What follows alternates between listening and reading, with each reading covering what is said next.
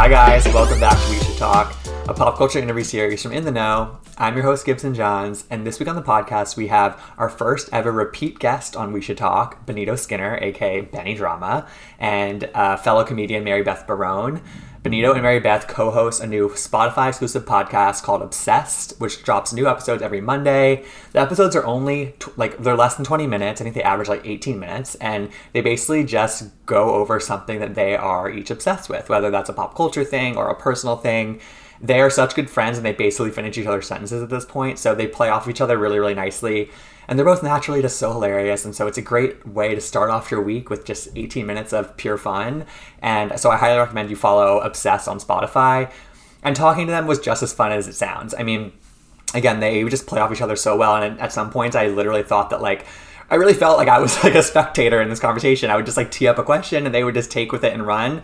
It was just really fun. We talked about a ton of different topics, including their podcast and viral fame and the Kardashians and, being a little bit, frustrated with being on the internet sometimes and sort of where they want to take their careers from here. And we ended with a really cute moment where they both kind of talked about why they are obsessed with one another. And so definitely wait till the end because it was really, honestly, really sweet. And just as a note, at the beginning of the interview, you'll notice sort of a weird jump maybe. And that's because my doorbell rang at the beginning of the interview and we just had to cut that little part out. It was funny, but you guys don't need to hear it. It was Amazon, so get over it. You're not going to listen to it. But anyway, I think, before we get to the interview, I do want to say one thing that I'm currently obsessed with, which is this new show on Freeform. Yes, Freeform, called Cruel Summer. It's produced by Jessica Biel, who is getting a lot into being a producer. She also produced The Sinner, which she was on the first season of. And Cruel Summer is sort of feeding that teen drama soap thing that I need one of those for me in my life at all times, whether that's on Freeform or the CW or something else. I always need that one teen show that just keeps me, it's what people usually call a guilty pleasure. I don't like that term, but Cruel Summer is it, you guys. It's had a couple episodes already. It takes place in the 90s over the course of 3 years. It's the same day in 1993, 1994, and 1995. And it tracks this girl's kind of roller coaster of a journey in high school. And she's, she goes from a nerd to the popular girl to sort of an outcast who is literally connected to a missing person case. It's wild, it's out of control, it's ridiculous, but it is exactly what I needed. I always have to have at least one show on Freeform that I'm watching. Actually, not at least one, exactly one. And with the bold type ending, another amazing show, I needed a new one, and Cruel Summer is it. So currently obsessed with Cruel Summer. Watch it, love it, so we can all talk about it. Anyway, keep listening for my interview with Benito Skinner and Mary Beth Barone, co-hosts of the new Spotify exclusive podcast, Obsessed. New episodes every Monday. And please rate, review, and subscribe to We Should Talk. New episodes every Thursday, wherever you get your podcasts.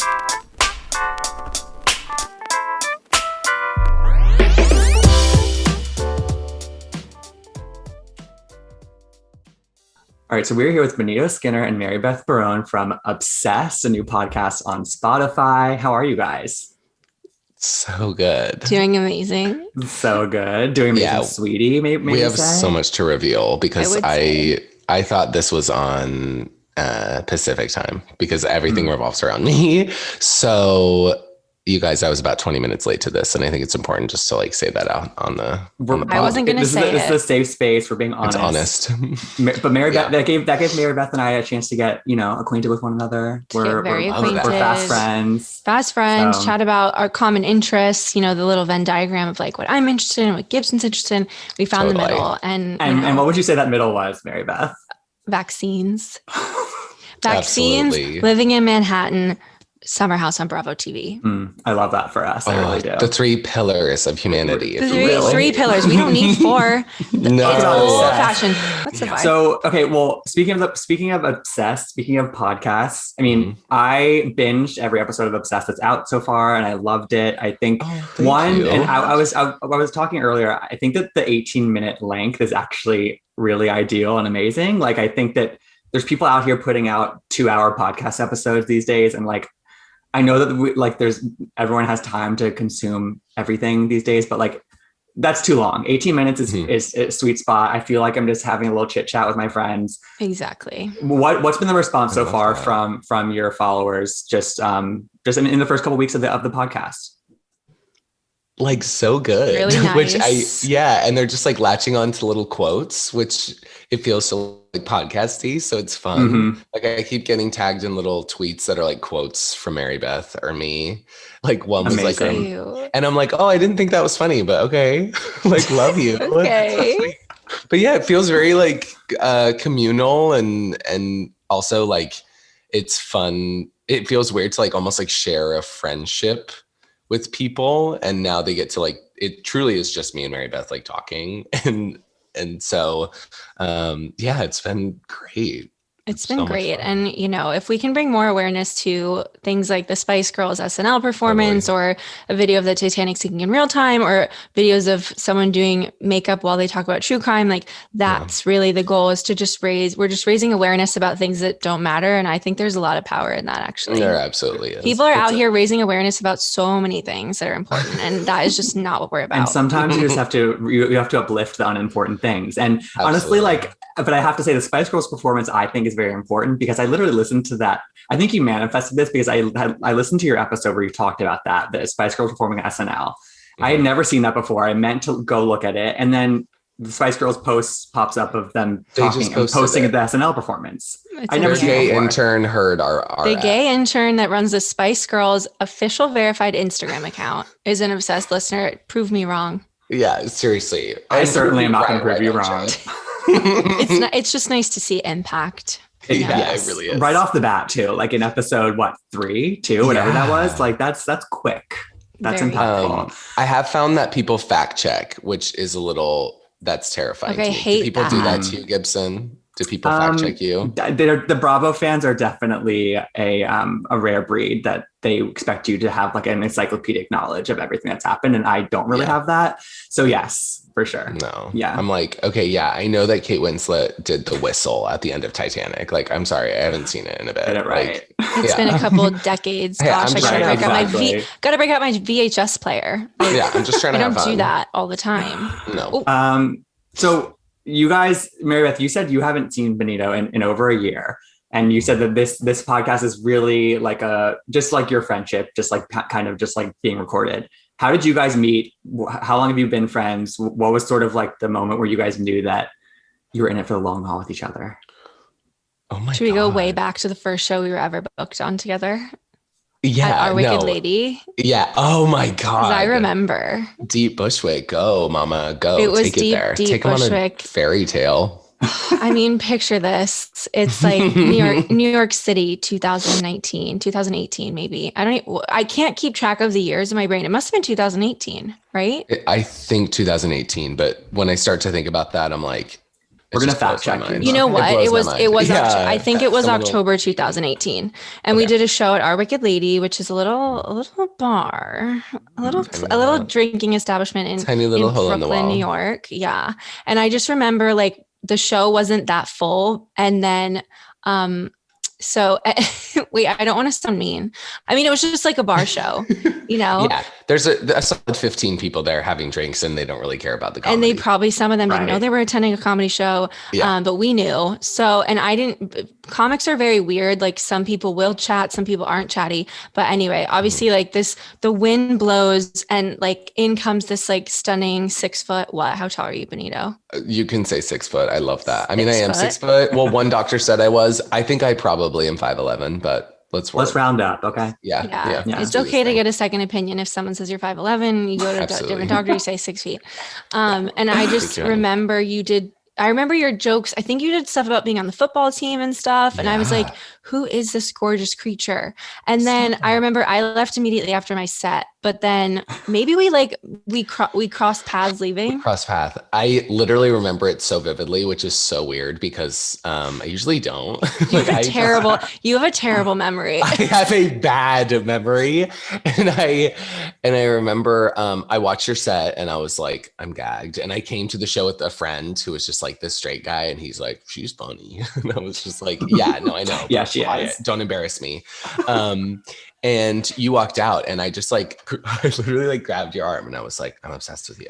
And that was when it was born, obsessed. Like, that's when we literally, that's the origin story. It's called foreshadowing, honey. We signed the docs. It's all a circle. It's all a fairy tale. And then you were like, oh my God, like I think we had another show booked together and you're like, we should hang out at it. I have to run to like 4 more sets. And I was like, she's a businesswoman. She's a she. And the next show we did was literally at a thrift shop. What do you call those? Because it wasn't a thrift shop, but it's not a consignment store. It's like middle of the road of that, I would say.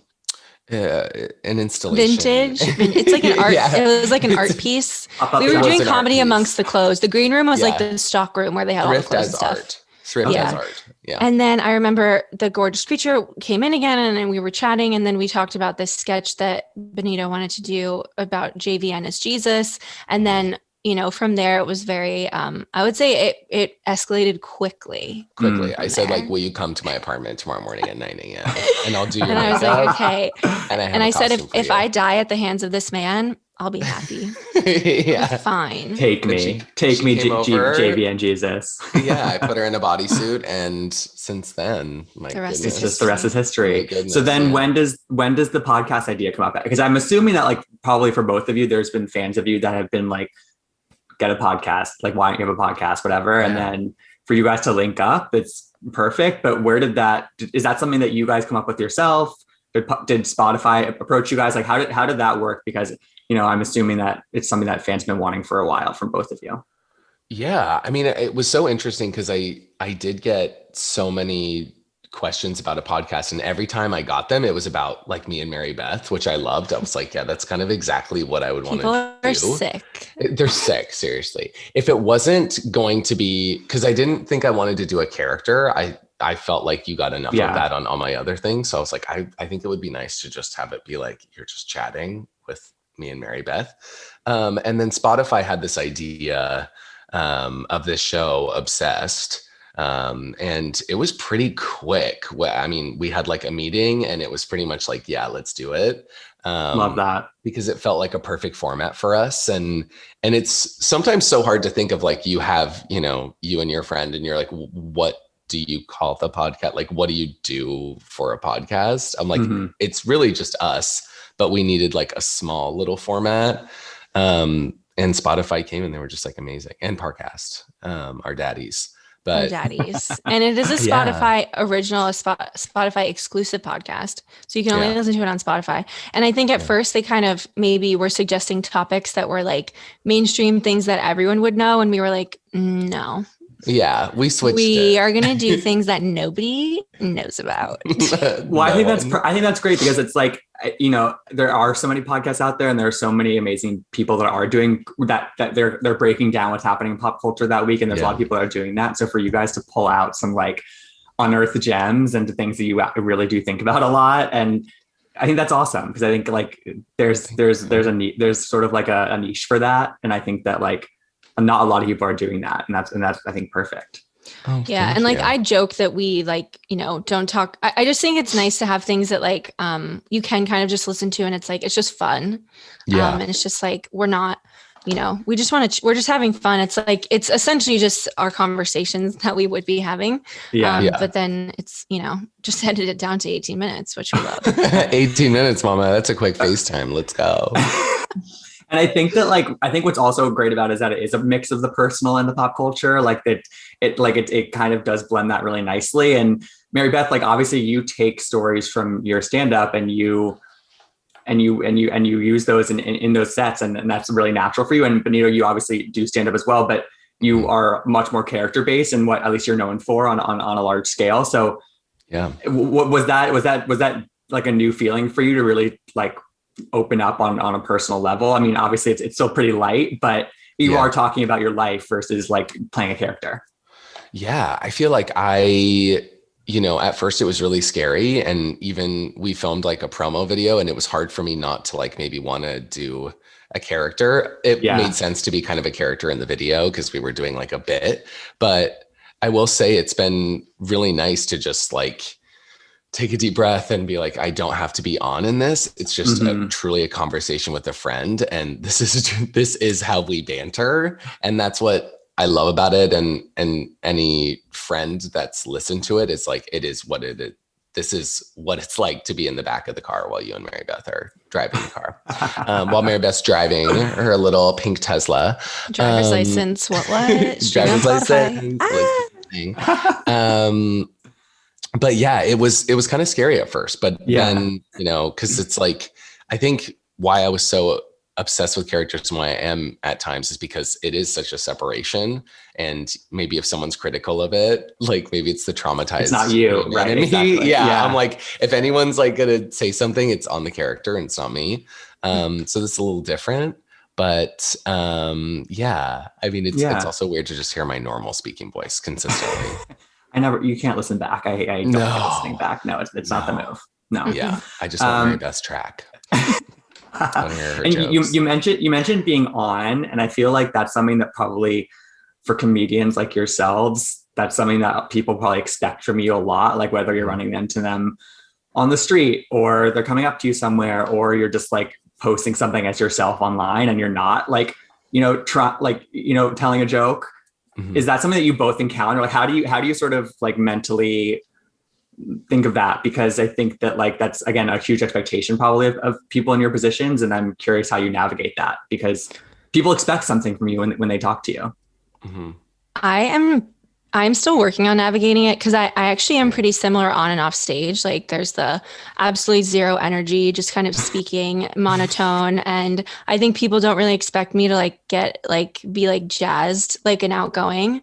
But I definitely am really bad at like receiving positive energy. So when people compliment me, I'm like, please stop. Like, you know, I'm not good at that. So I have to work on like my rapport with people that like are familiar with my work, which sounds insane to say, but like it is, I'm not good at it yet. Like it's tough for me. Well, I mean, like, how do you react? It's like, it's my cross to bear. People compliment me constantly. No, I'm just like, oh, cool.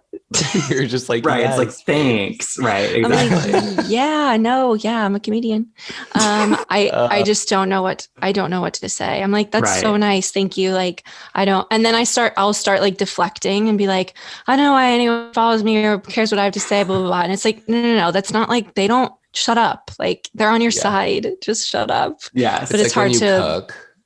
It's like people who cook and then they put it on the table and they're like, it tastes like it's like, no, it's good. They're like, sorry, this is literally terrible. This is inedible. Like, it's this is food poisoning, you guys. And I'm so like, sorry. This is truly delicious. Like, literally out of it is so hard. Yeah. But Gen Z, I feel like they do like, they're like, yeah, I'm amazing.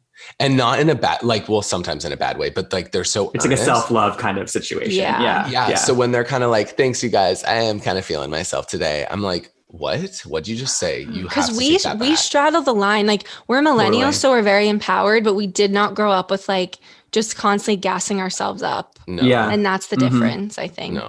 That's the huge difference between our generations. I'm like, it's called self-hate, babes. Let me know. Have you ever heard of that? Internalize that and then come talk to me. Yeah. Like, what are they going to talk about on their podcast, Gibson? That's what I want to know. We don't know. We do not know. They're just going to gas themselves up for 18 minutes, okay? I can't wait to hear what they say for 18 full minutes, because it's tough to fill that time. Good luck, honey. Benito, you're good at that stuff. If I could tell you, Gibson, the number of times we were literally stopped in Sephora in Williamsburg to say, "Oh my God, I watch your videos. Oh my God, oh my God." It's the young girlies. They just and then what does Benito do? Like, what do you when somebody comes up to you in Sephora? Kiss them all in the mouth. Yeah, well, we make out. You've learned something from your boyfriend's family, exactly. Yes, exactly. Which also, since that episode, the Kardashians have been posting so much kissing of family members, and it's incredible. I really impact. We're talking about we have eyes and ears on the inside. That's all. Again, literally, we know Kenny is listening. If any of them are listening, Kendall. It's Kendall. She's just playing it. What do I do when someone says, like if you're in Sephora and people come up to you and sometimes I ask them like what they want to see more of, because I'm like, I am kind of curious, like which ones you like. And then there's been like a few times where I say that and then they can't really tell me, and I'm like, oh God, like, do you like? They like don't know the name of the character. Oh, they're like, I know that one you did like 2 years ago. I'm like, oh God, oh gosh, this is hurting my feelings. I think I would combust. Yes, if that happened to me. No, I'm kind of like, oh yeah, that was an old one. Like, love that. But yeah, no, I usually like, I always like to ask their names. I think it's so, I don't know how to describe that. I find names to be really fun. Like they're always like sweet and they're like Carly. They're always named Carly. Always Carly. And they're just like, they have fun outfits on and, they're really dressed for the nines. Yeah. Yeah. They don't need like a whole, they really don't need a whole thing. I don't have to like perform. Yeah, but, totally. That's good. That's good. I used to get asked to do Stormy. People used to ask me to do Stormy. Yeah. Not anymore. Yeah. That's faded. So, okay, obviously there's a personal aspect, but then there's also the pop culture aspect of these episodes. And I think that like, you guys obviously have deep knowledge of a lot of different things, but I'm curious for both of you, if either of you have sort of a pop culture blind spot, like what's something that everyone else is maybe obsessed with that you aren't obsessed with? How much time do you have? I have one. I mean, it's so bad. Me too. What's yours? Say it. Gibson in his library right now. In his literal, with his volumes and volumes of color-coded books. There was a gap in college. I didn't have a TV. I don't watch the Housewives anymore. And I used to. Yeah, see, you're hurting me. You're hurting me. Here's the thing, and I don't want to, we're going to twist a knife. I watched it from season 1, I was like watching the OC one. And then I just got to college and I didn't have a TV. And then I wasn't like renting the episodes and streamers weren't hitting yet. And then they get to season 12 and then you're like, am I going to watch? I'm like, I've lost. How can you possibly catch up? I'm like, I get that. I'm like, their journeys have taken them on completely different roads. I don't know where they're at now, but I bet I could jump in. And I bet when I do jump back in, it's crazy because it is the most requested video. I was going to say that must be something that people want you to impersonate because like, for sure. Yeah. I feel bad. I'm like, you guys. You can't give it to them, but I think one day I'm going to come back. You will just send me an email with like what I need to see or like where I should start. And believe me, like that is a question that I get a lot. So I'm sorry. I'm like, I have the rest of your workday for you. No. I got something you can do for me. I have a go-to answer. For you. Okay, great. I also, so just background, I love New York. I loved Jersey season 1. I thought that was so much fun. Yeah. And then the OC was like near and dear to my heart because of like Vicky. She's like everything to me. But she's not, OC's pretty dark these days. So I don't think you really want to go that route. Okay. I'm definitely Beverly Hills. Absolutely. We know I'm on West Coast time. So exactly. We know, so rub it in our faces. Love that. And then Mary Beth, what is your pop culture blind spot? So it's very funny, Benito, because we have seen the same seasons of the same Housewives and nothing else. So I gave up on New York when Kelly and Bethany had a falling out because I just could not watch them fight because it was like the most nonsensical thing I've ever seen in my life. Kelly would be like, I have blonde hair. And she'd be like, you literally don't. You're brunette. And then I really like Dina. I watched season 1 of New Jersey as well. I love Dina. And then she left. So I was kind of like, well, there's nothing here for me. Other blind spots I have would definitely be Bachelor Nation. I've never seen an episode of The Bachelor. And honestly, it's just something I can't do. I commend you. I want you as the Bachelorette, but I feel that. Thank you. The last season I watched was JoJo. I watched JoJo was a good season. I tuned out of The Bachelor for a while and then I tapped back in last year. Is it good? It's there for you when you need it. Like it, not really, to be honest. It's more like I feel like it's like my like duty to watch it because like I want to be part of that conversation, but it's like a problematic conversation. So I don't. It's an interesting world. So I definitely prefer the Bravo world. I've kept up a little bit, like keeping up. You got to keep up. I've kept up a little bit with like that stuff, and I'm like, wow, like Bachelor Nation is messy. The house, it's really, these days. My goodness. Yeah. Well, okay. So I expect both of you at some point to get back on your Housewives games because. Yeah, I mean, it's so embarrassing that was our answer to you, like the god of it. Like that. But listen, just so you know, I have other blind spots. I don't really Rick and Morty culture. I had my gay best friend send me the episodes to watch, like the important ones. So I don't remember sending you that. Oh, well. Let me put on more bronzer. I don't remember sending you that. Sorry, my other gay best friend. This is really hard to hear. You know who I'm talking about. I feel like I'm witnessing a fight. No, we've never fought. Jake, I love you, but god damn it. You got me again. This is actually if I could lose out to any gay man, it'd be Jake. I will say that. Okay, well, he will really. Like, sounds like a that. legend. He's the best. Man. I mean, he said he did truly break down each individual Rick and Morty episode that I need to watch. And I didn't really watch Game of Thrones either, but now that Miss Olivia Cook is on Game of Thrones, and I can say that because it's public. I will be watching the new season to support my friend, and maybe like I'll really like it. Yeah. Is it prequels? Yeah, I need to watch Game of Thrones. Are you a Game of Thrones watcher? No, I've never seen it. And I finally watched Lord of the Rings over Christmas because I told everyone I would die never having seen it. Because I was like, I gave my life to Harry Potter. I can't do this again. I can't enter another Marvel cinematic. Did it rope you in? Or I loved was it. Maybe too late? Liv Tyler can do anything. Yes. And I'll consume it. Bury me in her West Village townhouse. Honestly. Truly. I've watched her like Vogue makeup tutorial on that Architectural Digest video like 30 times. Her voice is I was just about to say, I want her to do a sleep story on the Calm app. Oh my God. Could you imagine our sleep story on the Calm app? I'm just waiting for the call. Mary Beth would be like, you're anxious. Like you're starting to sweat. It's going to be actually very stressful. Yeah, it's like we're trying to give people panic. Just keep you awake. Yeah, exactly. Yeah, but Game of Thrones, same. I haven't seen it, which is really bad. But same. Whatever. Okay. You can't do everything, okay? You cannot do everything. No. Mary Beth, something that you're like you've absolutely seen everything of, other than Housewives. Yeah. Other than Housewives? Oh my God. I take over the pod.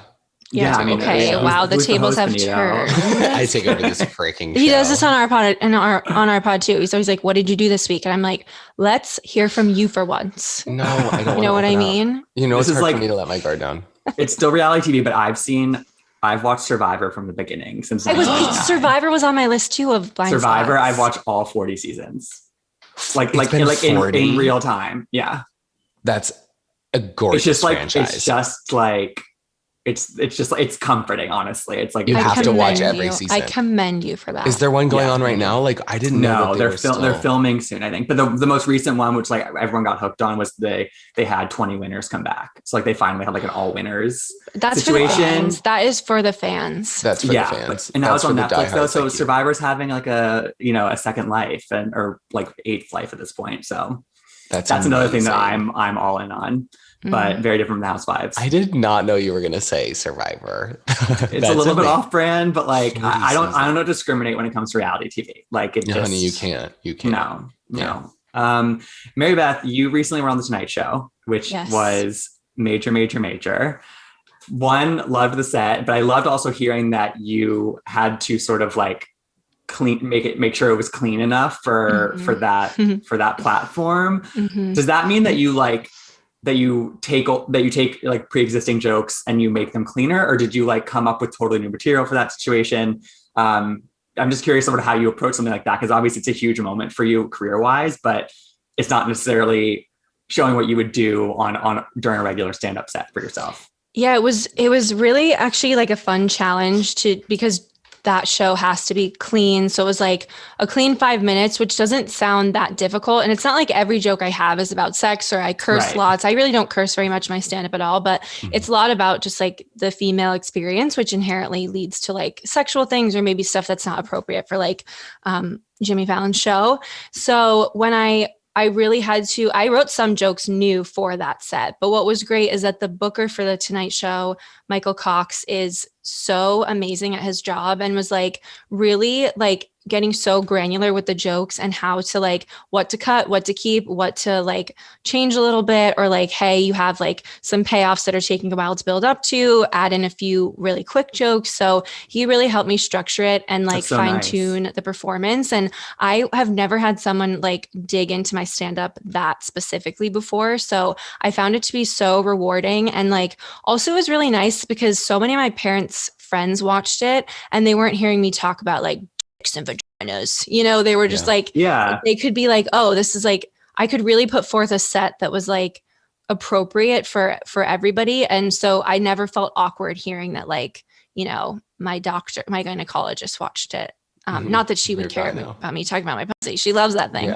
But she's literally obsessed with it. She's like, literally. She made a career out of it, honey. Yeah, she did. But I was really, really pleased, and I was so grateful for that experience. So, and it was a bit weird because usually under normal circumstances, I could like bring friends, I bring my parents, and like everyone would be hanging out, and then we go out after. So it just makes me more determined to do it again, and then we can like black out drunk on tequila because I drink it exclusively. Seriously. And if you listen to Obsess, you would know that. Yeah. If you haven't listened to it, then stop listening to this podcast. Yeah, seriously. And turn on that podcast. Seriously, we always promote our own shows on other pods. No, this is heaven. And Benito, last time we did an interview, I think it was like in the fall, I want to say. We were talking about how like Gaga was reposting your Rain on Me video, and you were working with Time on that video that you did around Halloween. But since then, you've also had a major moment, which was when you actually worked with the Kardashian Jenners on video for the final season. Like that to me is like all the work was worth it for you. You know what I mean? Like it really is that moment, that full circle. Please tell me how that happened and what your reaction was, because that to me is just like, again, like that was meant to be for you. And it's the perfect moment to happen. It was so sweet because that was kind of the reaction of a lot of people. People were like, "Oh, I'm so glad you got that." Yeah, exactly. Like I'm happy for you. Yeah, but I was like, "Oh my God!" Like I guess everyone was cheering for this thing. I didn't know I like needed it. I didn't know I needed it until I got it. But E came to me and they're like, "We have the final trailer. We'd love you to make one for the final season." Obviously, like we've seen the 500 videos that you've put out about this family. Honestly, like stop using our logos. Like they send you a cease and desist. Yeah, they're like, first you can record a video with Kris Jenner. Yeah. One paid post, babe. But it was so fun because I had already had the idea of doing like, of course, I wanted to do Kardashian Christory, and there's still an extended version coming. I will say that. Thank God. But I wanted to kind of like through the years, and then it leads up to now. And I had an idea to have Kris in it, but when I sent it through to them, it was kind of just like, okay, shot in the dark. Like totally. I usually am not that person that's like ask. I'll always not ask because I'm just like the off chance that they say no and I feel super uncomfortable for the rest of my life. Like I can't risk that. But in this time I was just like, I mean, it's not directly to Kris. Like it's just it's E and they'll filter it right about it. And yeah, they're gonna cut it out if it's ridiculous. And then the next day they're like, yep, Kris can do it. She has a press day and she's down. Incredible. And then they sent me the footage like 3 days later, and they were silent in between each. So I was like, she's not gonna do it. Like I had backup endings, like I shot all the stuff. And then the weirdest thing is that she sent it in and I was wearing the exact same outfit that she had on in the video when I filmed. Like I was wearing a black blazer and that's exactly what she had on. So it was meant to be. Yeah. When she called you a little bitch, did you transcend? Oh, yeah. I sent you that footage the second I got it. I sent it to Mary Beth. Well, after you were legally allowed to. I was like, oh yeah, literally after. Thank you for that disclaimer.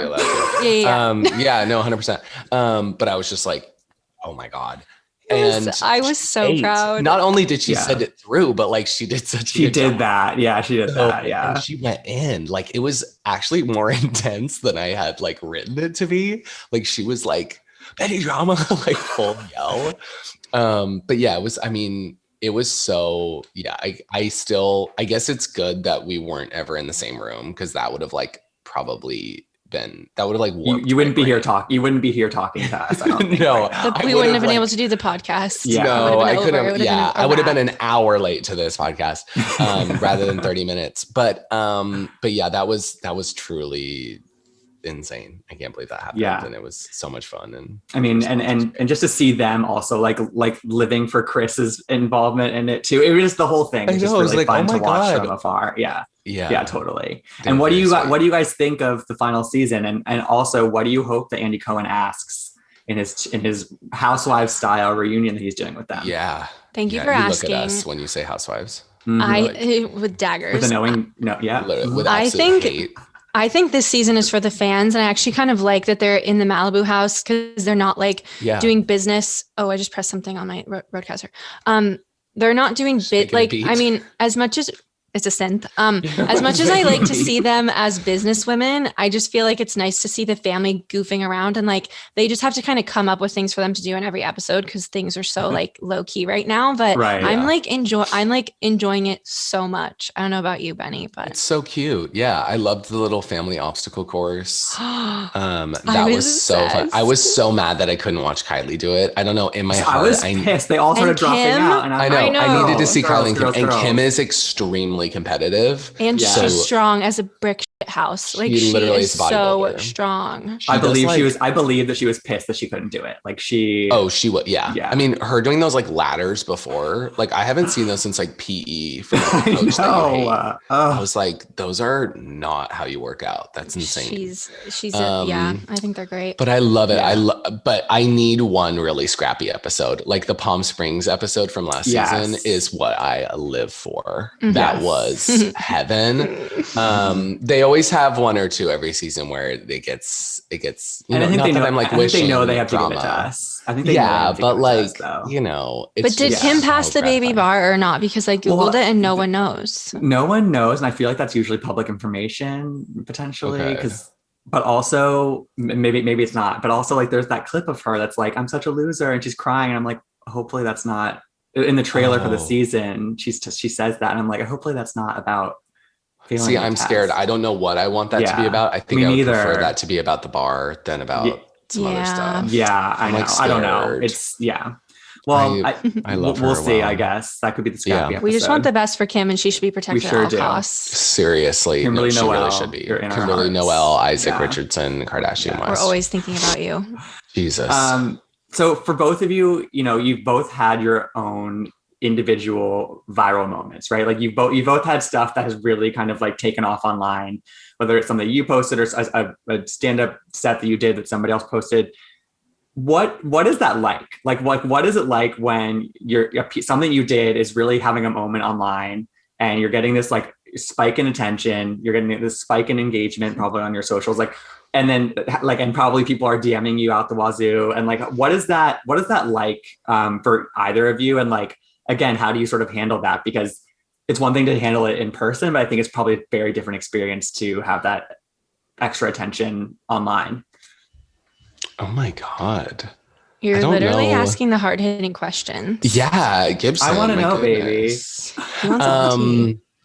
I think, you know, at times it's always funny to me because it's the videos that I wouldn't have expected. Right. And I think that is what I tell people who are starting to create. And sometimes I can see when people are creating for reaction and it's so obvious. And that's something that I think is like kind of making the internet a little bit tiring to me right now. I'm seeing a lot of the things that are just being made for virality. Yeah. And I'm like, that's not how special things are made.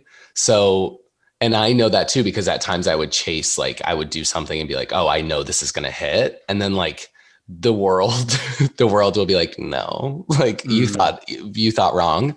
And it'll be something that you have no idea that you actually like loved making that will blow up. Like I never thought that people would care about me doing like Kim Kardashian Snapchats.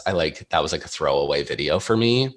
And I thought like, oh, this is maybe just something I think is funny, but people probably have a lot of Kardashian in their life. They don't need me to exactly give them more. And then it did better than, you know, the rest of my videos and like low key changed my life. So I'm like, it's so random and kind of beautiful because I think it can reignite creativity in you and make you take risks. Unless it's the Zodiac things.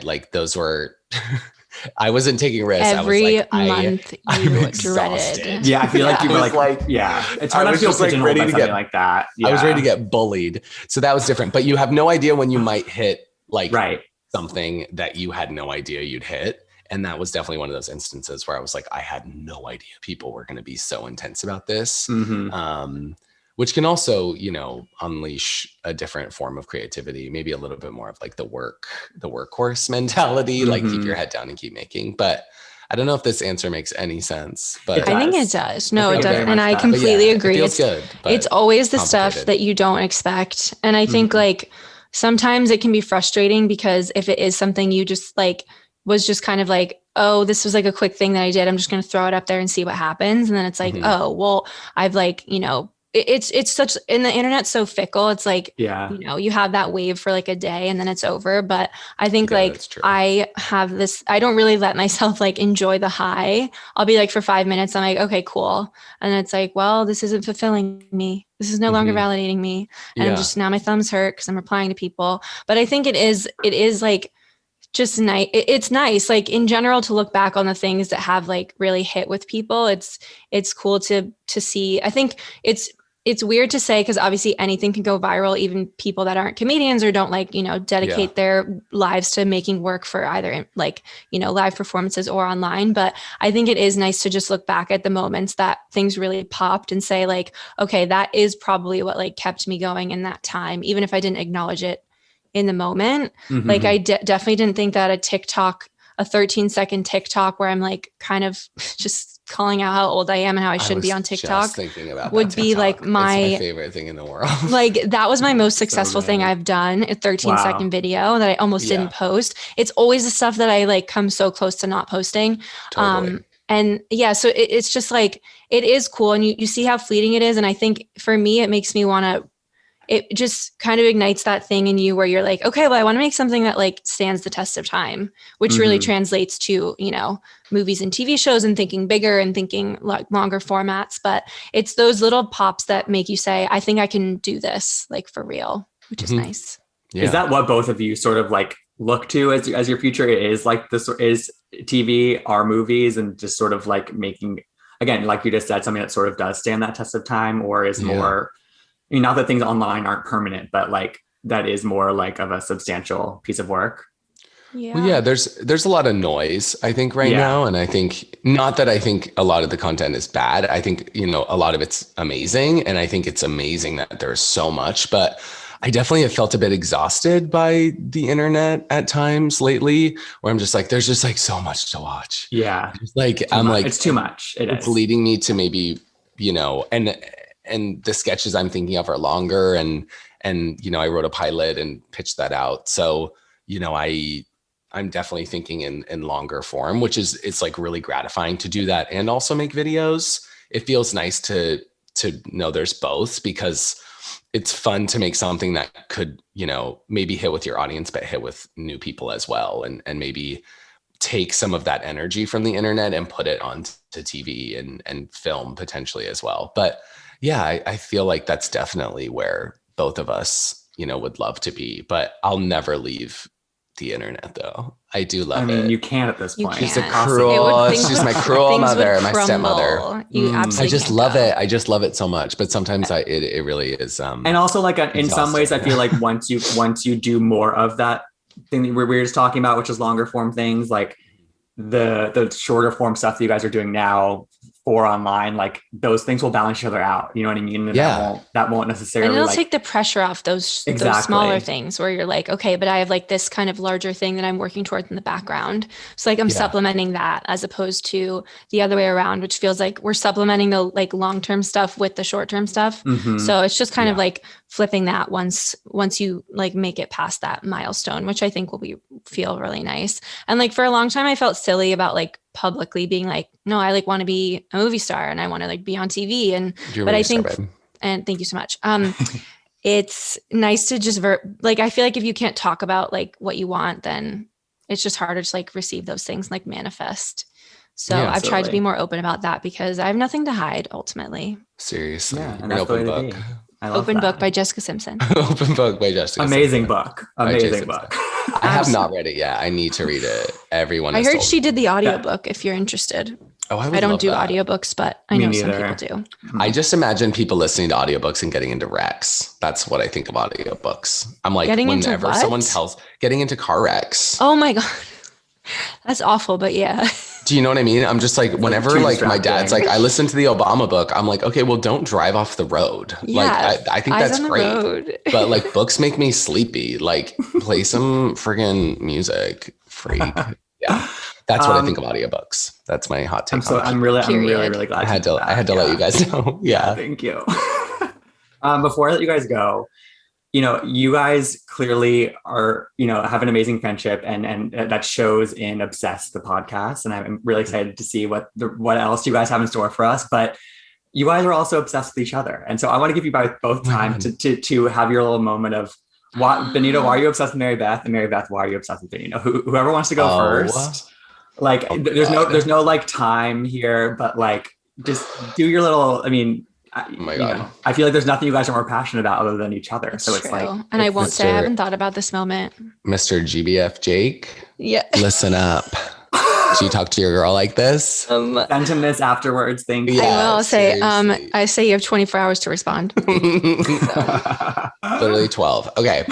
Who's going first? Who wants I can go first. Okay, you can go first. And I feel so I'm obsessed with Benito. I think it's very, very clear. And not just because we look like siblings, or at least that's what everybody says. I just feel like it has been so fun to watch, and like an honor to be your friend throughout this process of like, you are just so hardworking. You constantly deliver like a standard of like art and content that is just so much like, I don't know. It's so far beyond like anything anybody else is doing. And I think it really shows, and people appreciate that you're like putting so much into all these things.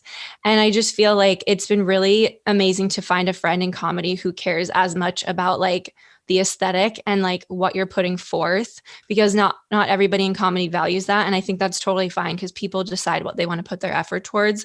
But like just the consistency and like the professionalism and the quality of your work, I think like inspires people to like do better. And I know it has for me. And also just like when we used to perform live together, it was like amazing to just see you like really perfecting that skill. Like, and not everybody that starts online can translate it.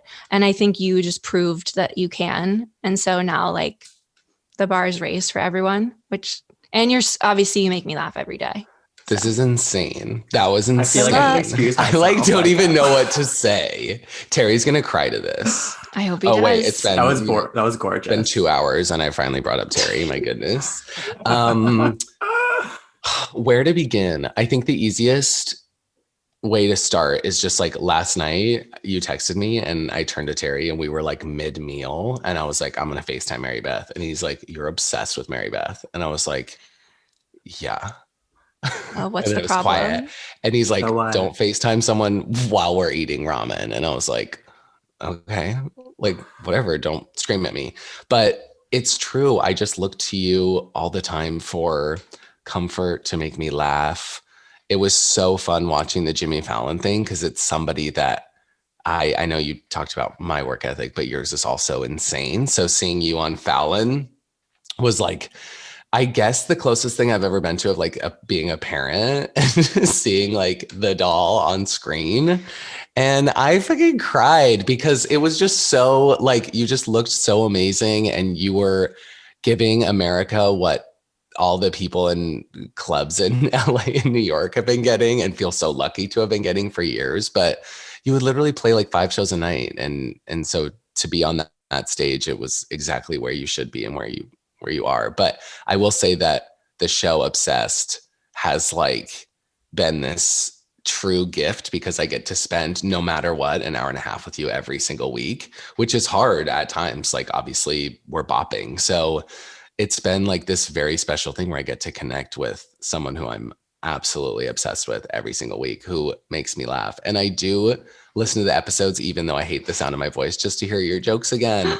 Because you make me laugh. I love that. Oh my God. I don't even know where to start, where to end, where to begin. You're just everything to me. So yeah. Hey, Jake, did you hear that? Did you hear Jake?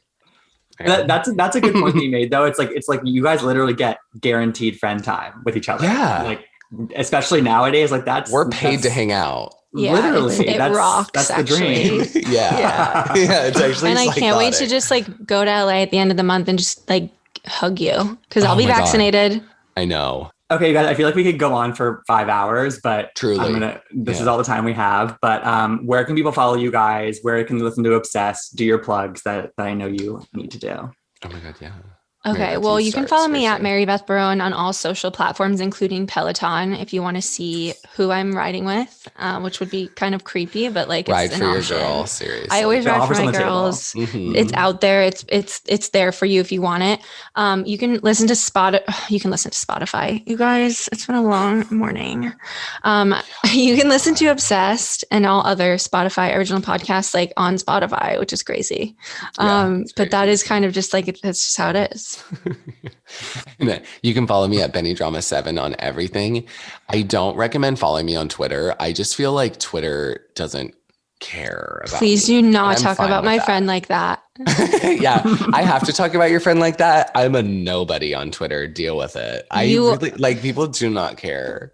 I've tried. Let's make Benny. You sound insane right somebody now. on Twitter just does not work. Like you sound insane. Well, I think of a line for Twitter. I think of a line for Twitter, and then I'm like, I'll just make a video. I can't get it. I feel like I understand TikTok more than I understand Twitter. It's bad. But what have I said? If you want Twitter rewards people who are like live on the website. They like people want to fave tweets of people that are constantly tweeting. And if you're not constantly tweeting, like I like congratulate you. That's like good mental health. Thanks, babe. I actually really appreciate that. But follow me on everything else. And yeah, you can listen to Obsessed every Monday. Last week's was 19 minutes, so it's not always 18 minutes. Sometimes they let us gab on. We should be honest about that. Yeah, but it's a really fun podcast. It's perfect for like driving to Sephora and then driving back. You can listen to like 18 minutes. It's perfect. Yeah. All right. Well, thank you so much, guys. This is so fun. We love you. Thanks for having us. So fun. We'll talk again soon. I'm sure it will happen. Yeah. So. Okay. Bye, guys. Love you. Bye. Thank you so much for listening. For more celebrity interviews, subscribe to We Should Talk on Apple Podcasts or wherever you get your podcasts. If you like what you heard, please rate and review us, as any show of support you can give us would be greatly appreciated. You can follow me at Gibsonoma on Twitter and Instagram, and you can follow In The Know at In The Know on Twitter and at Watch In The Know on Instagram. We'll talk to you next time.